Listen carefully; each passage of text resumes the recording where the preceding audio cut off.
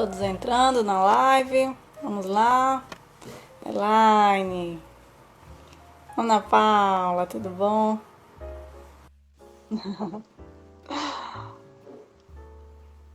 Vamos aguardar a Elaine entrar. Estou aqui. Tá me ouvindo? Estou ouvindo bem. Tá me ouvindo bem? Joia. Então, Maravilha. vamos só apresentar hoje, né? Meu nome é Paula Lopes, eu vim aqui a convite do promotor Cláudio Malta, né, da promotoria, né, de Rio Largo. E nesse momento eu estou representando o Centro de Defesa dos Direitos da Mulher e hoje eu vou mediar, né, essa mesa importante, né, sobre a violência contra as meninas do nosso país, né, e vou mediar junto com essa mulher, né, que vai ser a palestrante, que é a Elaine Pimentel. Só antes de apresentar a Elaine, eu queria ler o poemazinho, né, que tem a ver com isso, com esse tema que a gente vai falar hoje aqui, que é um tema bastante emblemático. Lembrando que essa live ela também está sendo transmitida pela rádio, né, lá de Rio Largo, o Dr. Cláudio me informou. Então, é importante porque a rádio é uma via muito democrática que chega a muitos lares e aí assim, a gente vai garantir que essa informação chegue no máximo de pessoas possíveis, né? Aqui a gente vai falar sobre a violência contra as meninas no nosso país, mas antes eu queria ler um poemazinho, né, de Celso Buttifrendi, que ele fala, o nome do poema é Canção para a Menina Maltratada, e ele diz assim: Não será com métrica, nem com rima. Uma coisa sem nome violentou uma menina. Ação barata, sem a prata do pensamento, o ouro do sentimento, o dia da empatia. Noite. Não era a coisa, não era o lobo, nem o ogro, nem a bruxa. Era a fúria do real, sem o carinho do símbolo. Stop. A poesia ou terá sido a humanidade. Stop nada. A menina sente e segue, com métrica, com rima. A menina sente e segue, com métrica, com rima, com graça, com vida. Onde está a tua vitória, ignomínia? Uma prosa continua, poética como era, saltitante, o bastante para não perder a poesia. A coisa, o homem, é punida como um lobo no conto de verdade e imprime-se um nome na ignomínia.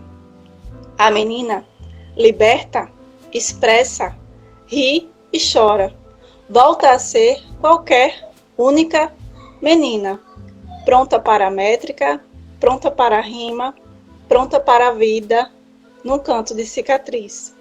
Pronta para o amor a dois, a espera suave e escolhido. Bom, pegando o gancho da poesia e o gancho dessa mulher maravilhosa, poética também, e que tem um histórico, né, de defesa na luta pelos direitos humanos aqui no nosso estado. Ela é pesquisadora, professora e atualmente diretora da Faculdade de Direito da Universidade Federal de Alagoas, autora de diversos livros e também uma das participantes do Centro de Defesa dos Direitos da Mulher.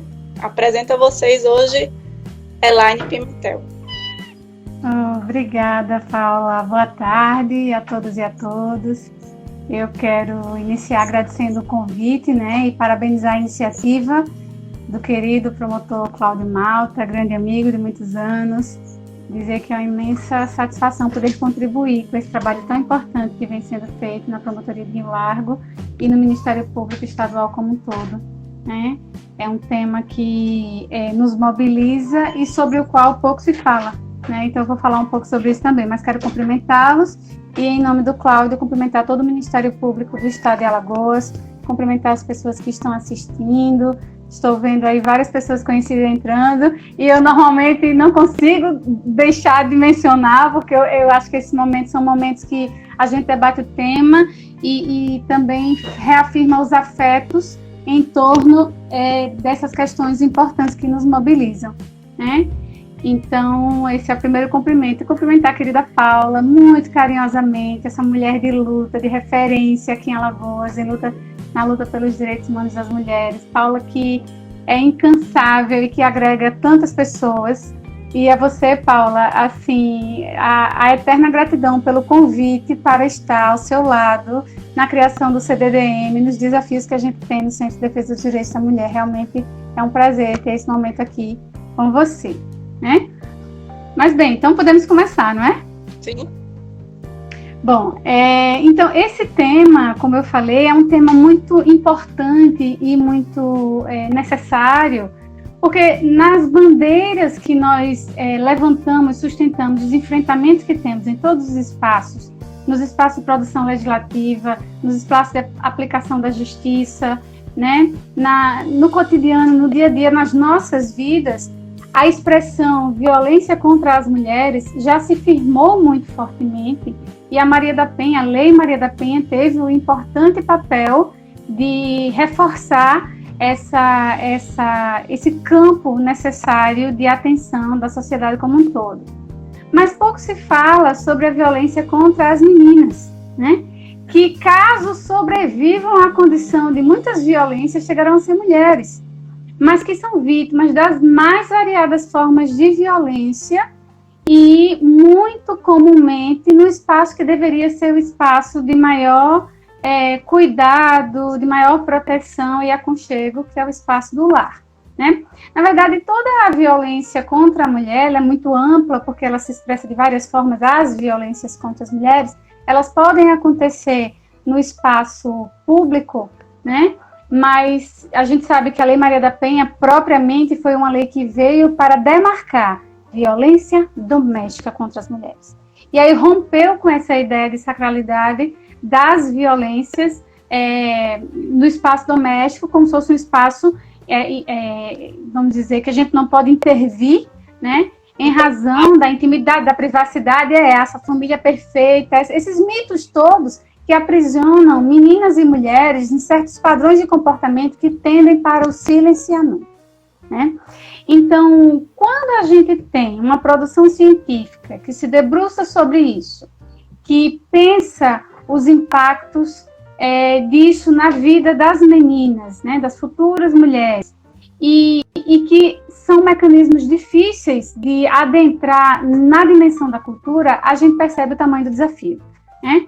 Porque a grande questão que se impõe, e o subtítulo desse momento de fala no campo da sociologia, né? A sociologia da violência de gênero, a gente precisa entender esse fenômeno sobre as lentes de gênero, a partir das lentes de gênero, né? Então, quando a gente diz relações de gênero, opressões de gênero, violência de gênero, nós estamos falando sobre o quê?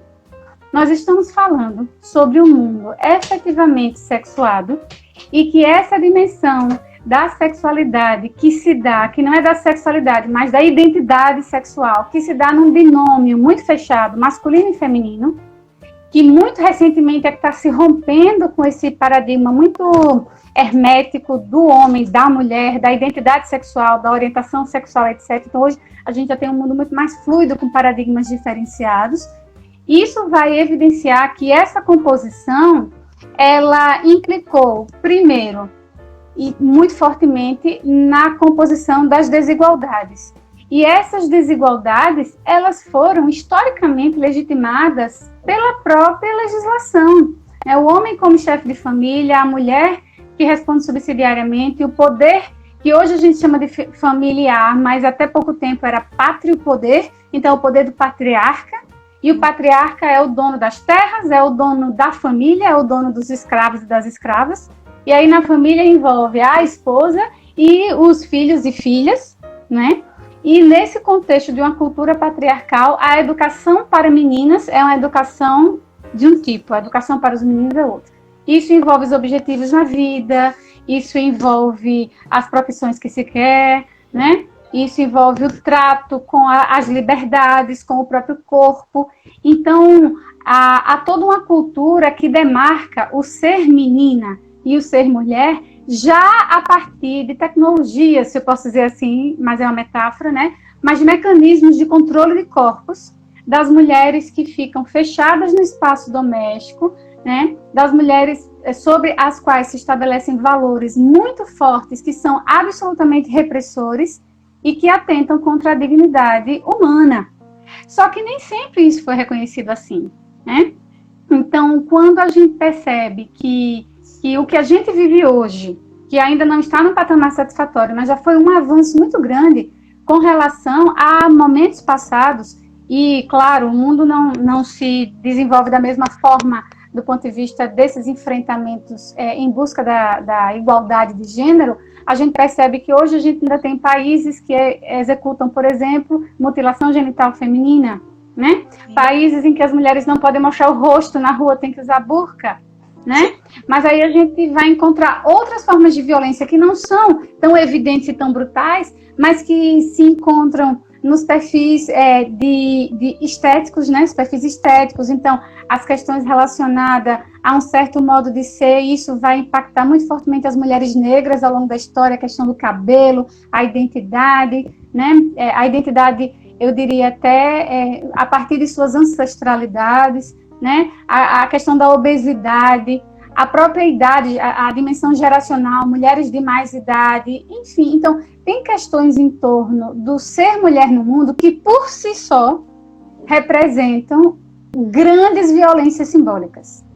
E a essas violências simbólicas que fazem com que as mulheres caminhem ao longo da vida a partir de pressupostos, a partir de valores ditados pelos outros, soma-se a isso as violências reais vividas no cotidiano, né? Então, há um peso simbólico sobre o corpo, o comportamento, o silenciamento, né? A construção de uma ideia de uma mulher feita para casar e para ter filhos, e sobre isso toda uma dimensão também simbolicamente muito forte, né?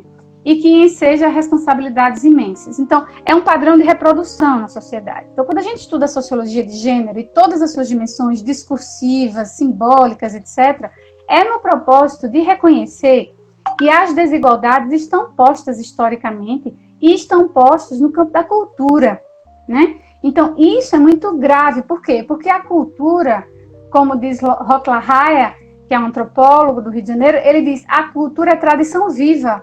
É aquilo que se reproduz em certos padrões de comportamento e que diz aquilo que pode e aquilo que não pode ser feito. E o discurso do proibido, do que não pode ser feito, ele recai muito mais fortemente sobre as meninas. Então, nós, mulheres, aí vamos pensar genericamente, claro que a gente vai ter educações aqui e ali diferenciadas, mas de um modo geral, a educação para ser menina é a educação da fragilidade, da emoção, do silenciamento, de alguém que precisa de alguém para cuidar, da menina que não vai aprender a se defender, porque alguém, o irmãozinho, não sei quem, alguém tem que defender. Isso, a espera do príncipe encantado. Então, isso povoa o imaginário infantil de uma maneira que favorece um conjunto imenso de violências que essas meninas vão sofrer ainda na infância e que vão sofrer lá na frente quando mulheres, né? Então, imaginar que qualquer ação que se faça, a mulher faça, ela vai ter as consequências e ela é sempre a culpada.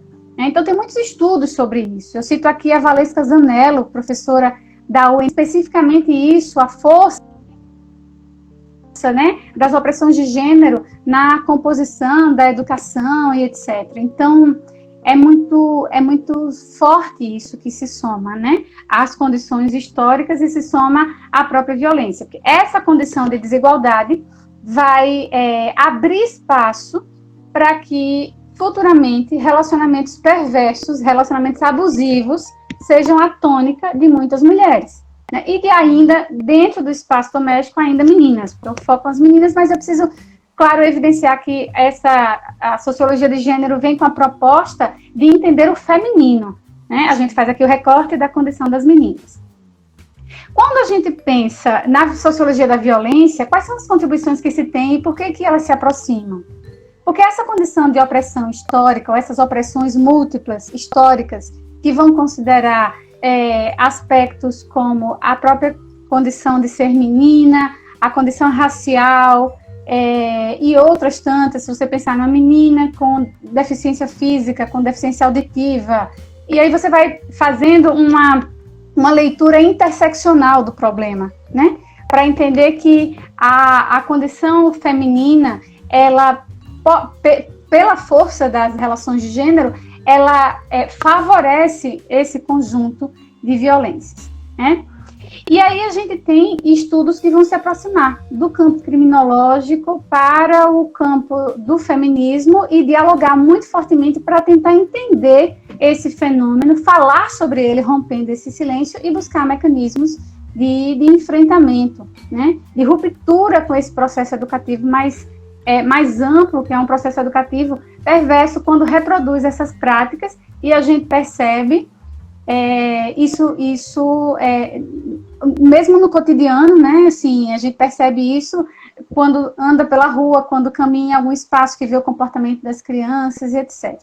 Tem um quadro, uma pintura que eu acho muito interessante, quando eu abordo gênero, eu não estou com ele aqui, mas enfim, é muito interessante, que é o patriarcado, né? Então você tem o homem no centro, com o bigode enorme, e aí o bigode do patriarcado, ele fecha a boca da esposa, e o outro lado do bigode fecha os olhos da filha mais velha. Aí abaixo tem os filhos pequenos, o filho menino no centro e duas meninas nas laterais, e a mãozinha do menino já fecha os olhos de uma e fecha a boca da outra. Então, assim, é muito simbolicamente para dizer que é uma reprodução, efetivamente, né? Então, há muito que se dizer no pensamento científico a esse respeito, dessa necessária aproximação entre os estudos de gênero e o estudo sobre violência, né, para apontar caminhos de superação desse paradigma. Aí, o que é que nós temos na esfera internacional? Internacionalmente, nós temos as convenções que tratam sobre a eliminação de todas as formas de violência contra as mulheres, porque a dimensão da violência contra mulheres e meninas se tornou um problema de direitos humanos, historicamente. Né?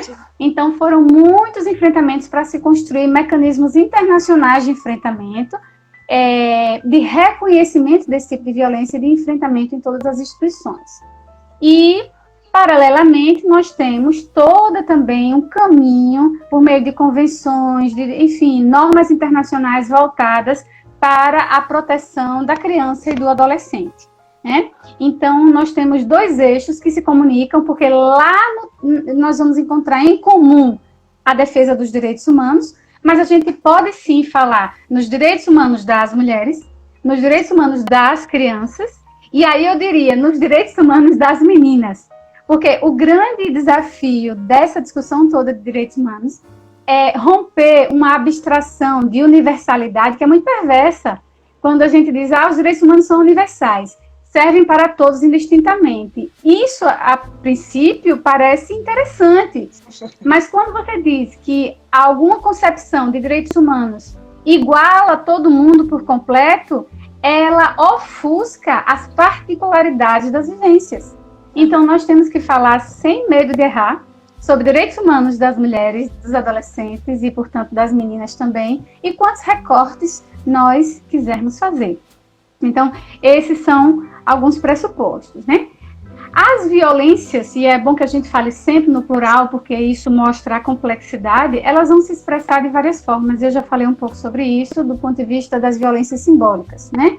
Das opressões que vão gerar adoecimentos, obrigações, né? Das meninas que, além de estudar, têm as obrigações, e quando estudam, né? Tem as obrigações domésticas, de ajudar a mãe, de arrumar a bagunça que o irmão faz, essa coisa toda. Então, esse lugar, esse papel já vai levando uma carga de peso social muito grande, de modo que a educação das meninas é a educação para o cuidado do outro, e muito pouco para o cuidado de si, para a defesa de si próprio. Isso é muito grave também. E aí, isso se conecta com um tema extremamente delicado, porque, embora a nossa proposta seja discutir todas as formas de violência, elas vão se expressar das mais variadas formas, é evidente que a violência sexual se expressa de uma maneira muito peculiar, né? Extremamente peculiar. E aí é preciso falar, e no campo da sociologia tem estudos, e muitos estudos assim, riquíssimos, sobre o corpo, né? A nossa dimensão do corpo. O corpo humano, não na sua dimensão biológica, mas na sua dimensão social e simbólica, né? Então, todas as violências que se exercem sobre o corpo e a violência sexual muito fortemente sobre o corpo de crianças e adolescentes e mais fortemente ainda sobre meninas. Né? Então, há uma tendência, e aí eu preciso falar disso sem moralismos. Eu vou fazer essa reflexão e ela precisa ser muito bem explicada para que não pareça que eu estou aqui aplicando uma leitura moral da questão. Não é absolutamente.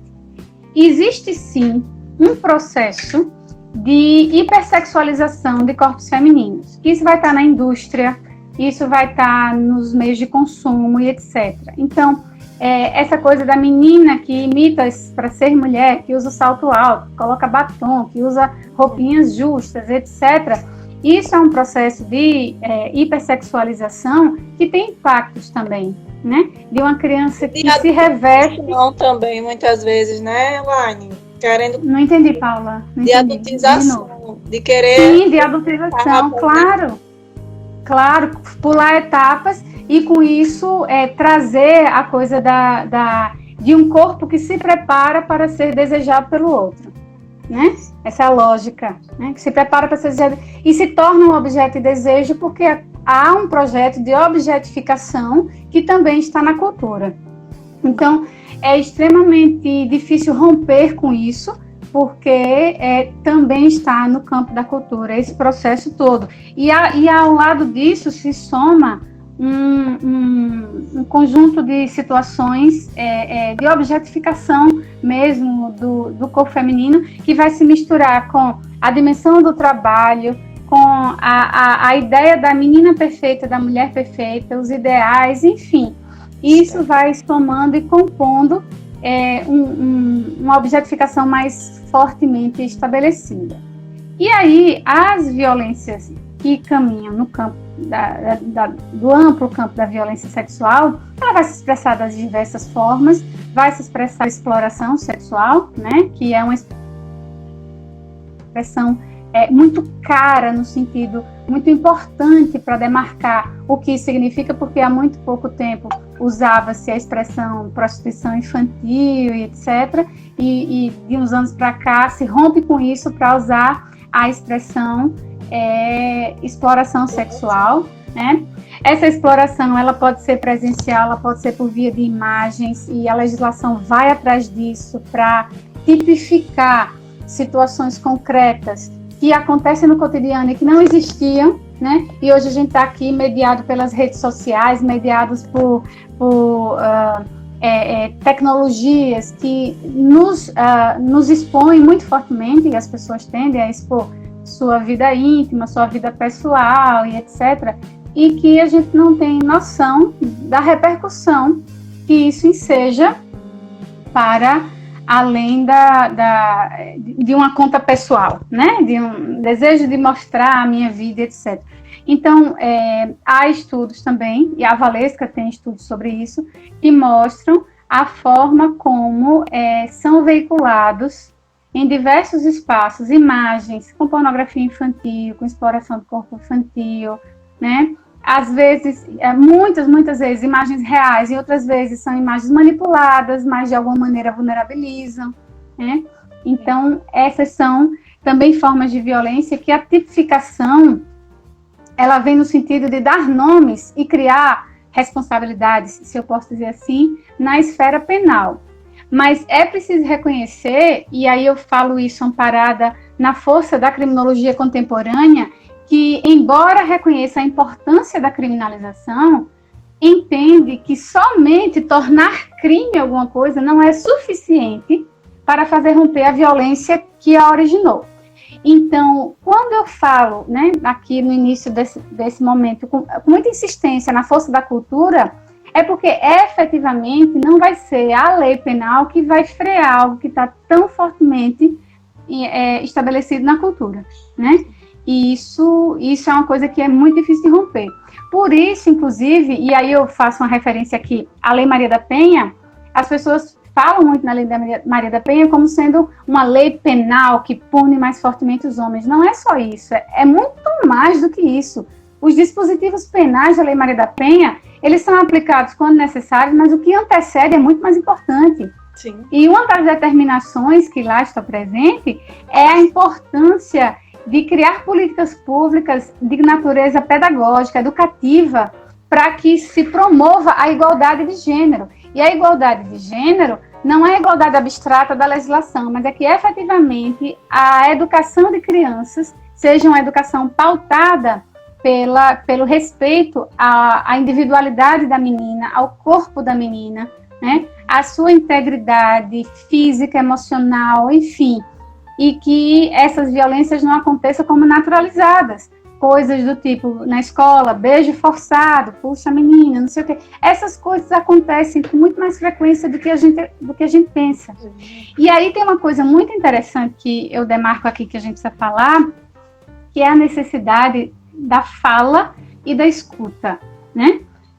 Muitas situações de violência que conseguem chegar ao conhecimento das autoridades policiais e levar algum tipo de ação penal, enfim, que seja, que vitima meninas, às vezes elas vêm acontecer depois de muitos anos, quando essa menina já tentou falar, já sinalizou, se não falou expressamente, deixa nas entrelinhas. Então, quem convive com crianças de alguma maneira precisa entender a importância de dar ouvidos a essas narrativas e atribuir sentido a essas narrativas, né, no sentido de amparar, porque a tendência ao silenciamento é muito grande. Existe uma confusão imensa na cabecinha de uma menina que sofre violência sexual e que, de alguma maneira, se sente culpada e que, normalmente, é ameaçada. Se você contar para alguém, eu vou fazer alguma coisa com a sua mãe, E aí começa um ciclo vicioso muito grave que tende mais para a culpabilização da própria criança, o que é um extremo absurdo. Isso sem falar que muitas crianças, pela própria ingenuidade, não percebem o limite entre um ato de carinho e um ato de abuso, né? Então, é muito importante, é extremamente importante esse processo de escuta, né? De atenção ao que está acontecendo. Só me abre aí, vá. E assim... tem aqueles casos, né, Elaine, de automutilação, né? Que quando a menina não consegue falar, né? Ela acaba refletindo isso num processo de automutilação, né? De se cortando e estimulando o próprio suicídio, né? Exatamente. Quando a gente vai entender o adoecimento ou tentativas ou efetivamente o suicídio, vai buscar quais são as razões, elas estão lá atrás, né? E aí eu tenho algumas reflexões a fazer em torno disso, como é que esse processo de escuta é importante para que se chegue à identificação de eventual autor e a responsabilização na esfera penal, enfim, a punição propriamente dita, né?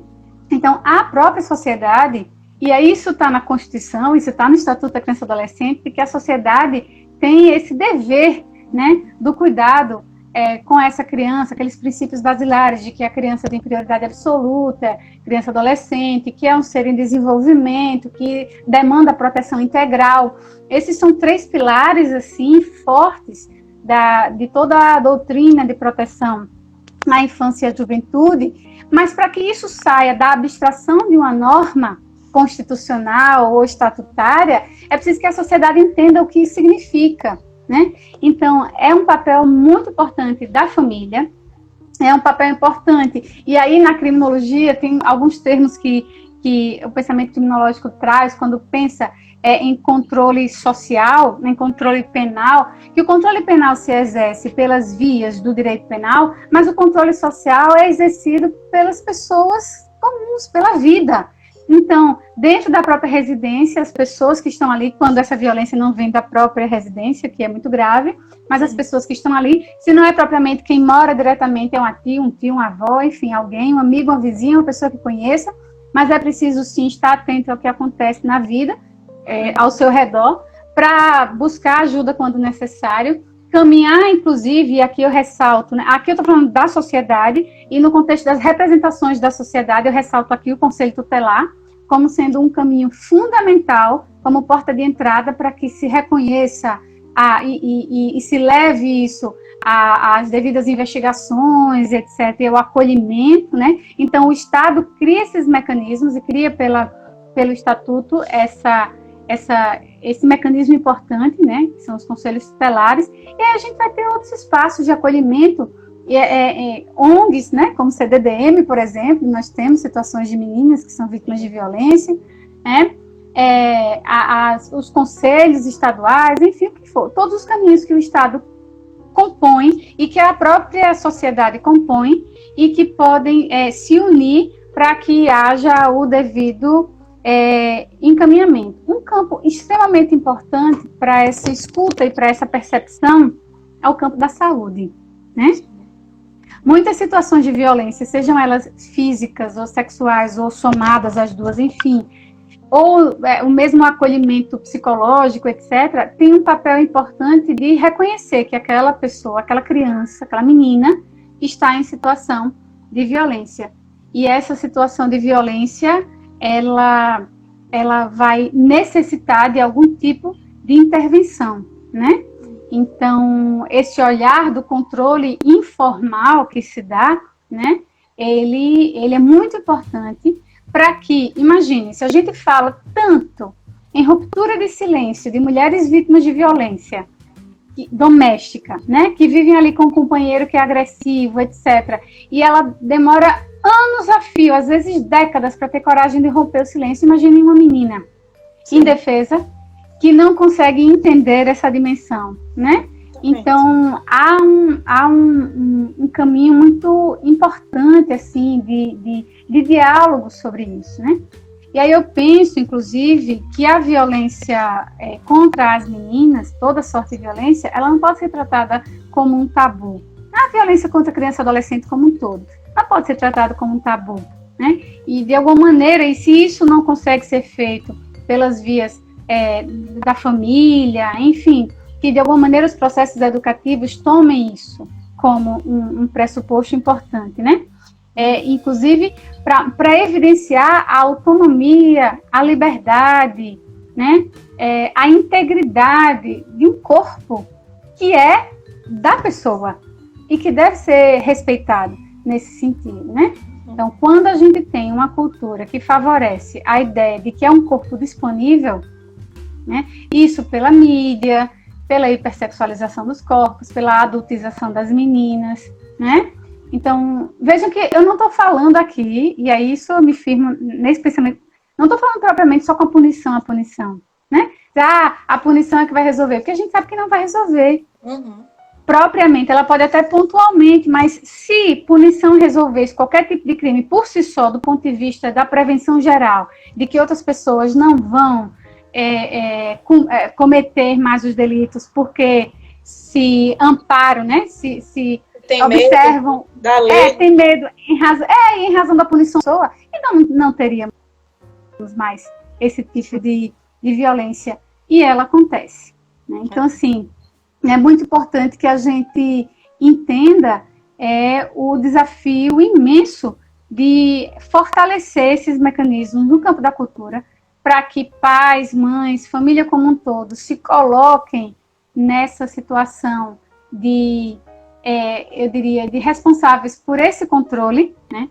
Que as crianças sejam ouvidas e valorizadas em suas falas, para que possam romper com esse tipo de silêncio, e que o Estado se ampare muito fortemente, né? Para receber esse tipo de situação e fazer os devidos encaminhamentos, aí sim, de natureza penal e etc. Quando eu falo isso, é para ressaltar que há muito que se fazer como prevenção. A gente não pode pensar que a legislação por si só é prevenção, é outra discussão nesse sentido, né? A legislação penal, ou seja, por si só a punição. O grande desafio é evitar que aconteça. Porque isso. Quando a gente vai punir um agressor, a violência já aconteceu e ela já destroçou a vida de uma menina com traumas que vão impactar a sua vida plena, a sua liberdade, a sua autonomia, a sua felicidade, porque nós temos um direito fundamental à felicidade que não está escrito em lugar nenhum. E que muitas vezes, por violações que aconteceram lá atrás na infância, a pessoa não consegue ser uma mulher no futuro feliz, né? Exato. Isso quando as violências também não se expressam de uma maneira muito mais forte, que chegam a a violência letal, fatal, contra meninas, que também acontecem. Oi, Elaine, só um parênteses. Então, esses são aspectos que eu acho importantes e que muitas mulheres... o maior desafio... Não estou lhe ouvindo. Não. Muitas mulheres... Tá me ouvindo? Não estou ouvindo. Silenciou. Depois eu pergunto. Silenciou, não estou ouvindo. Então, assim, quando a gente fala nesse desafio, é o desafio de romper as desigualdades de gênero. Então, os processos educativos com os meninos, né? Sim. E com as meninas, para que eles saibam, e as meninas saibam impor a sua condição de igualdade, e os meninos saibam respeitar a condição de igualdade. Então, para fazer uma mudança de paradigma cultural, isso demora gerações, e a gente tem urgência, no sentido de que muito já se fez, né? E que, claro, até que se chega a um patamar satisfatório, e isso é é algo que a gente não pode dimensionar quando vai acontecer e etc., mas que até então a gente tem que fazer uso dos mecanismos que estão ao dispor. E esses mecanismos, diga de passagem, eles são muito importantes, né? Quando a gente pega, por exemplo, o Estatuto da Criança e do Adolescente e compara com o Código de Menores que o antecedeu, a gente percebe que foi, mas assim, muito fortemente uma mudança plena de paradigmas, né? Reconhece crianças e adolescentes como sujeitos de direitos, de dignidade, seres humanos, né? Não são apenas objetos. A dimensão da criança em situação de vulnerabilidade, para reconhecer que o ato infracional está ligado a essa vulnerabilidade, e, portanto, não tem o propósito de punir, mas de passar por um processo socioeducativo, que a gente ainda precisa avançar muito nele, porque ele, na teoria ele é muito bonito, mas na prática, muita aproximação com os sistemas punitivos. Eu já tive a oportunidade de fazer pesquisa sobre isso, conheço de perto, né? E sei que é extremamente complexo. Mas a gente tem uma legislação muito avançada, é preciso reconhecer. O grande desafio no Brasil, em vários aspectos dos direitos humanos, é ultrapassar a legislação abstrata, na sua abstração, né? E alcançar os sujeitos concretos, localizados, de modo a mudar esses paradigmas históricos. Isso é muito difícil, né? Então, mas quando uma violência já aconteceu, né? Já foi identificada, evidentemente que os caminhos punitivos são necessários. Eu não estou fazendo aqui, provavelmente, uma apologia a uma ruptura com o sistema punitivo. Mas a gente precisa reconhecer que somente dizer, temos uma lei que traz punição para o agressor. Pronto, acabou, não tem mais nada que fazer. Não é assim. Na verdade, o desafio é imenso, né? De levar a essa mudança e essa ruptura de um paradigma de opressões de gênero que 32 anos de Constituição Federal não conseguiram romper uma desigualdade que está nas práticas cotidianas, né? Então, isso é muito importante. Então, esse tema é um tema que nos mobiliza, né? É um tema que é considerado na legislação em sua gravidade, especificamente, e aqui mais uma vez eu volto a falar sobre a condição dos crimes contra a dignidade sexual. Considerar a situação das mulheres, das meninas, quando define o estupro de vulnerável, a condição de ser menor de 18 anos, menor de 14 anos, mais ainda, porque é vulnerável, etc. Então, toda a proteção que o Estatuto da Criança e Adolescente traz, né? Existem novos tipos penais, ou tipos penais mais recentes, justamente aproximados e a partir da legislação da importunação sexual, que trouxeram as mudanças com relação à exibição da imagem, etc. Então, a gente tem bastante avanço na legislação, eu faço esse reconhecimento, né, de que a gente tem bastante avanço na legislação. O grande desafio é que essa legislação tenha um papel preventivo mais amplo e não somente um papel repressivo, né? Eu até diria, de uma forma muito ousada, seria muito bom que a gente nem precisasse aplicar essa legislação toda, né? Que ela fosse uma legislação que... Mas é utópico a gente pensar nisso nesse momento. Nós precisamos desses mecanismos, mas é preciso somar algo muito maior antes da aplicação de leis penais, né? Enfim, então assim, eu trouxe essas questões, eu estou vendo que tem vários eu não estou acompanhando muitos debates. Agora, Paula, eu não estou lhe ouvindo. Não tá. Você não desligou seu microfone, não? Não estou ouvindo. Eu estou vendo aqui, enquanto a Paula se... Eu estou vendo aqui alguns comentários, não sei se tem perguntas, não estou propriamente acompanhando, mas estou vendo muitas intervenções. Se alguém tiver pergunta a fazer, a gente pode aí dialogar, né? Para animar. A Adriana, minha amiga Adriana Cavalcante, beijo, Dri. Deixa eu ver mais quem tem. Olha aqui, a Lena, olha aqui.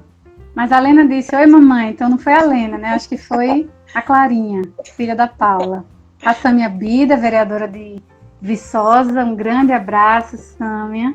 Prazer imenso.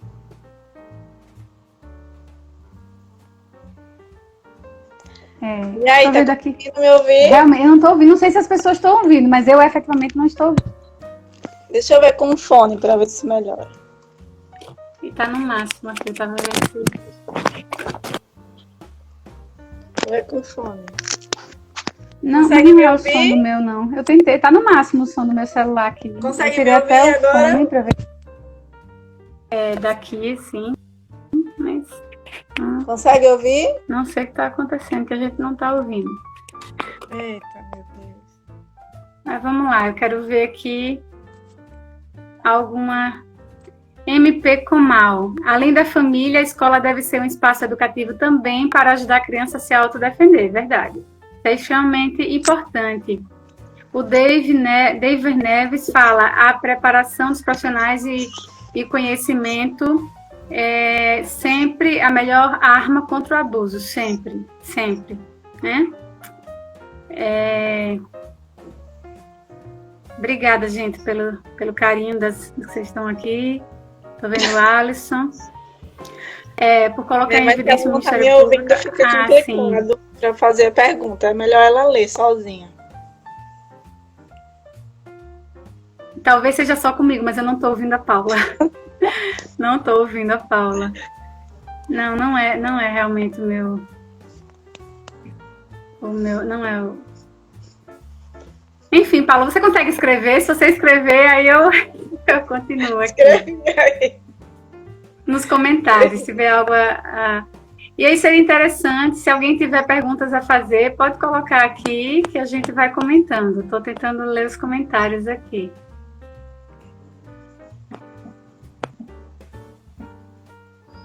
Vocês estão ouvindo bem, ainda bem, mas eu não estou ouvindo a Paula, de fato.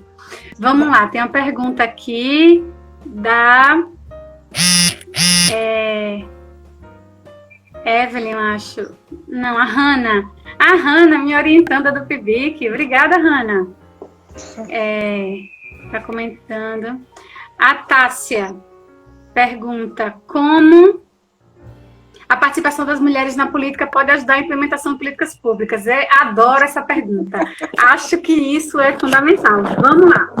Vejam, essa questão, esse termo, aliás, essa questão da participação política, ela nos impacta com o termo empoderamento, né? O empoderamento, que é trazido do feminismo negro, sobretudo o feminismo norte-americano negro, a ideia de empowerment, é a ideia de que as mulheres precisam ocupar espaço de poder.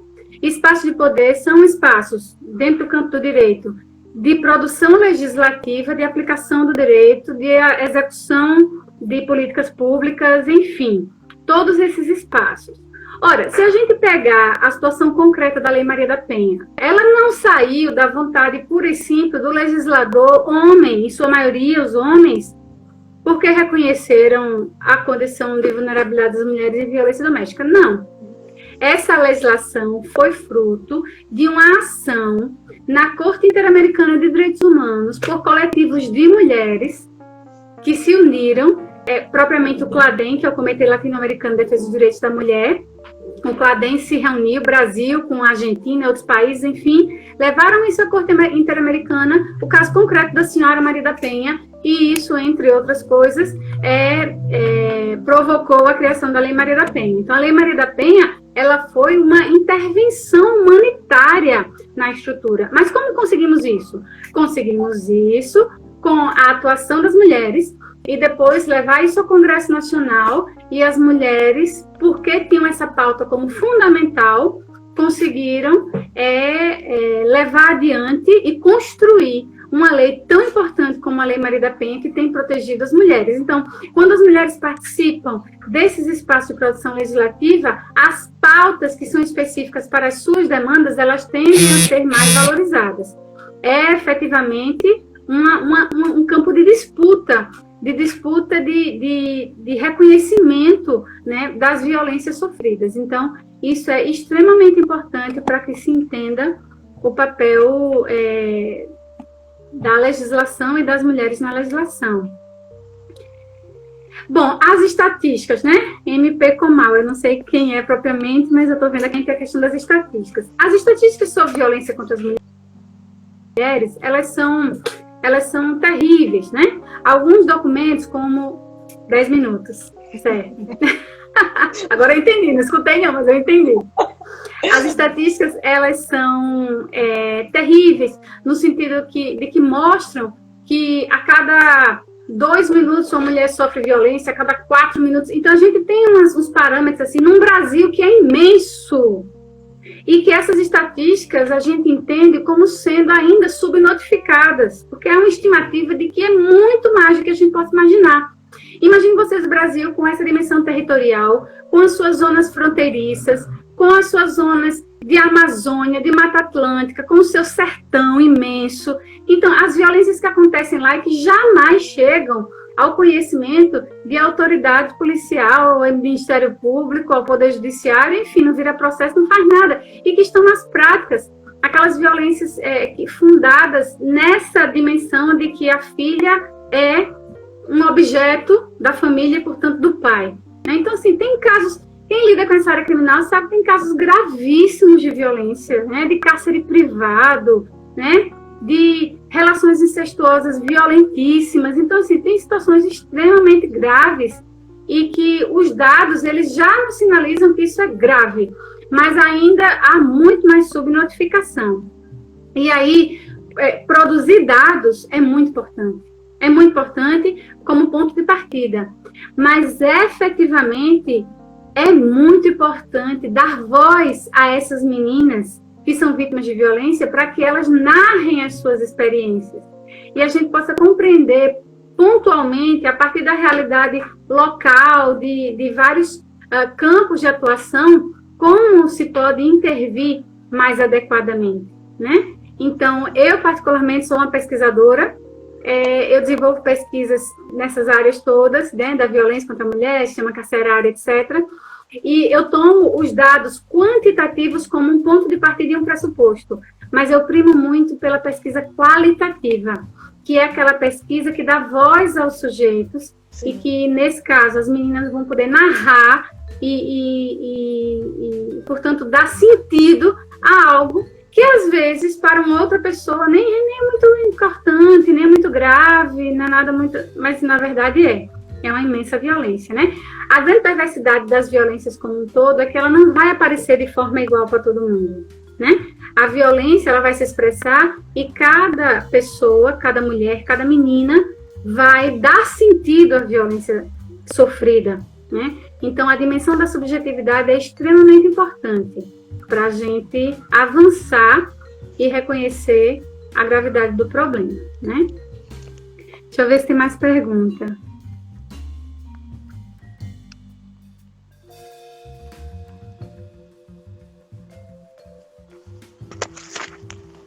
A Hanna só comentou aqui, né? Não, a melhor maneira do ordenamento jurídico refletir as necessidades e as lutas femininas, senão a partir de nós, mulheres, atuando para garantir essa representação, sem dúvida. Sem dúvida. E a ruptura desse silêncio, né? Que deve se dar nesse contexto, né? Aqui também o MP Comal diz que reflete muito as crianças, pois os maiores índices de violência têm sido registrados contra as crianças. Exatamente. Os que têm sido registrados, né? A subnotificação compõe as cifras obscuras que a criminologia fala tanto e que muito gravemente, de forma muito grave, se coloca. Inclusive, assim, a gente pensar que romper silêncios é uma forma de encorajar para que outras pessoas também falem da violência sofrida, né? Sim. Então, como traduzir isso para o cotidiano das famílias no campo da cultura que é um imenso desafio, né? É um imenso desafio. Vamos ver se tem mais. Lecal, André Pinho. A população feminina é maior do que a masculina. Na opinião da senhora, algumas mulheres são coniventes ou contribuirão com essa violência? Esse é um tema extremamente delicado e caro ao pensamento feminista, né? No sentido de que existem situações em, de fato, a mãe reconhece a violência, sabe que ela acontece, silencia, mas propriamente o termo conivência como uma generalização de uma conduta de mulheres que têm meninas vítimas desse tipo de violência, a gente tem que tomar muito cuidado, né? Até porque o que mais das vezes acontece é que o ciclo de violência está ao redor da mulher, que é a mãe, e vai para a filha também, e é um ciclo ali que fica em comunicação, muito gravemente, né? Então, pode acontecer, claro, no campo das possibilidades, eu não estou negando que pode existir, por exemplo, alguma mãe que até participe e incentive a exploração sexual. A gente precisa entender do campo do direito que isso não é impossível. Eu estaria maquiando uma situação real. Pode acontecer. Mas a gente não pode partir do pressuposto de que isso é a generalização das situações. Porque isso coloca as mulheres também numa dupla vitimização que é muito cruel. E que em determinados casos, e aí a gente sabe a gravidade de um crime tão sutilmente colocado na nossa legislação, mas que é tão importante, que é o crime de ameaça, né? Como as ameaças podem rondar as narrativas no contexto dessa violência e que, se de um lado a criança tem o medo de denunciar por causa da mãe, a mãe também tem o medo de denunciar em razão de outras ameaças sofridas, às vezes, contra a própria criança. Por isso que nenhum caso de violência se repete igualmente. Tem sempre algo de peculiar. Então, a gente tem que ultrapassar os números para alcançar os sujeitos e fortalecer esse campo das narrativas que vão apresentar a realidade com os caminhos que a legislação estabelecer. Se, no curso de um processo, ficou muito claro, enfim, de alguma maneira, provado, testemunhado, enfim, que houve uma conivência, para isso existe a responsabilidade penal adequada, devida, enfim, tem esse caminho, né? Mas a gente não pode tomar isso como pressuposto. Isso é uma preocupação que eu tenho, né? Vai terminar daqui a pouco, né? Como é que está o tempo aí, Paula? 5 minutos, certo. Bom, aí aqui, acho que é o Cláudio que está recomendando. Foi você, né? Você que está escrevendo. Sim. Faça as considerações finais. Vamos lá. Vamos fazer, então, as considerações finais. A Sâmia quer mais uma hora. Assim, eu vou pegar o gancho. Não estou lhe ouvindo, querida. Vou pegar o gancho aqui da pergunta do David. Como unir esses conceitos que a criminologia traz para as áreas envolvidas no trato com os direitos da infância e juventude? Isso é fundamental. É fundamental que a gente faça essa aproximação, porque o que o pensamento criminológico faz é se unir à sociologia, à psicologia, né, à própria estatística, enfim, ao direito legislado, à dogmática penal, à dogmática da proteção à infância e juventude, enfim, se cercar de todos esses elementos para compreender o fenômeno das muitas violências, das formas com as quais elas se expressam, né? A gente não pode pensar, isso é muito recorrente no campo do direito, mas de uma perspectiva mais dogmática, fechada, de que a criminologia é um certo floreio. A criminologia é um pensamento complexo, permeado por diversos saberes, e que nos fornece ferramentas para entender o fenômeno para além do óbvio. Então, eu sou uma defensora incansável da ciência. Eu penso que o pensamento científico, ele não pode ser considerado melhor do que o pensamento do senso comum. Não estou dizendo isso. Até porque estou falando da importância de valorizar a escuta da sociedade e das pessoas que são vitimadas, no caso das meninas. Mas a ciência faz isso.